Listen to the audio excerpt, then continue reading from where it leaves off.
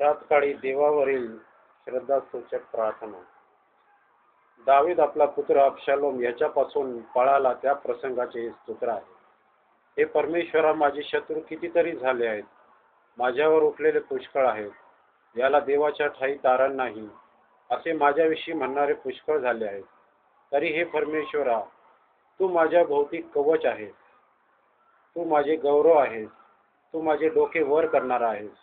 मी मोठ्याने परमेश्वराचा धावा करीतो आणि तो आपल्या पवित्र डोंगरावरून माझे ऐकतो.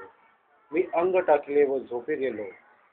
मी जागा झालो, कारण मला परमेश्वराचा आधार आहे. लाखो लोकांनी मला गराडा घातला, मी त्यास भिणार नाही. हे परमेश्वरा, उठ, माझ्या देवा मला तार. तू माझ्या सर्व वैऱ्यांच्या तोंडात मारिले आहे.